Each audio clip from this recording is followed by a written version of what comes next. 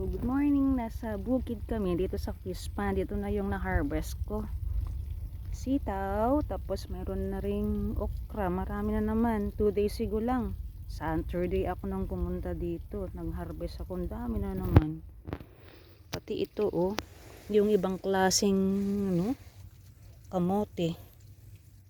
Magha-harvest pa ko. Tignan mo yung hindi ko pa hinarvest. Ito lang yung kanina lang. Nadaanan ko. Mga nadaan-daanan ko. Ito na rin yung flowing namin, ganyan pa lang ka sakaling daw sabi pag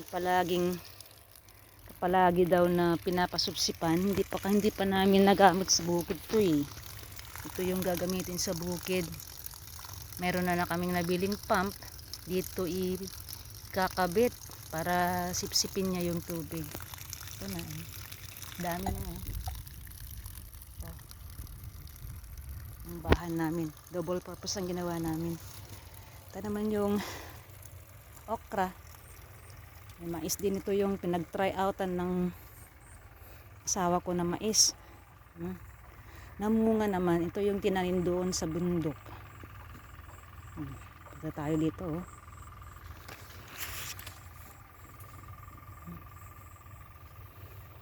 dami na namang bunga naman yung bulaklak sa kabunga. Bukas marami na naman niyang nakukuha. Araw-araw ito dito kinukuha yung ito yung panghilera naman sa bandalo ng kadyos.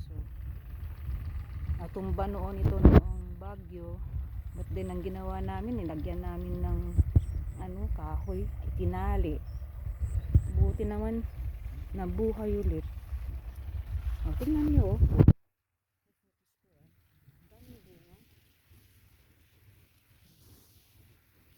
natin. Diba? Ang dami na mabuna.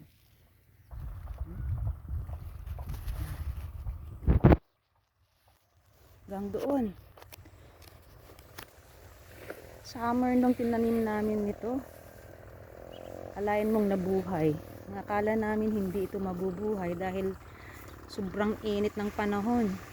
Ginawa namin, kumuha kami dito sa fish pond ng tubig. At yun ang pinandilig namin. Diba? Lahat na namumunga na ito. 2 balde nga nakuha namin nung Sabado ngayon marami pa.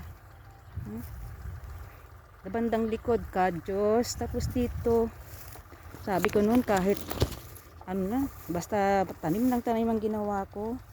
Tapos kaya halo-halo, may sitaw. Bandaron, may ampalaya pa nga ito nalalaki na, kunin ko na to bukas na ito. Mga baby sitaw, marami.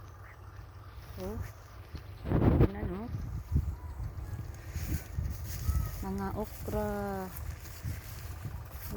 Bukas marami ulit ng bunga nito. Lalaki na yung iniwan ko. Mahal pa lang okra. Nung Sabado ko lang nalaman na 60 per kilo. Kaya siguro pag na mamaya, kaya Sunday, pag marami ng bunga nito, subukan ko rin magtinda. Papalit natin ng karne. Diyos ito. Hanggang doon. Kadyos, may okra din. Malaki na ito. Kunin ko na ito. Malaki itong dalawang ito. Hindi pa yan. Ano na doon mga sitaw ang daming bayang baby sitaw doon.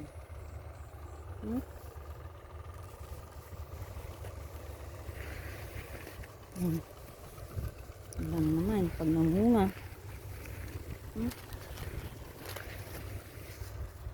Tingnan mo kada na dito yung namumulaklak na yung upo. Kasi may upo sa banda roon.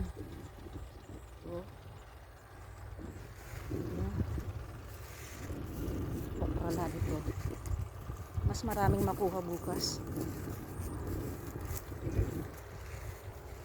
Ngayon ko na sana mapitasan kung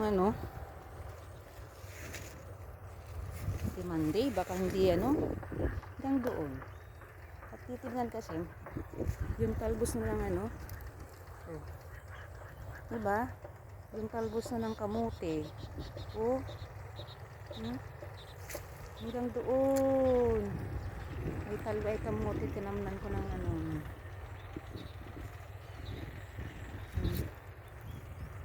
Tuloy natin dito sa okra para matapos na okra. Ayan o, mga sitaw. Sitaw mga yan, nakatayo. O, okra ulit. Mga sitaw to. At least, hindi na kami nakabumibili ng gulay. Nakasurvive sila sa Egay, sa bagyong Egay.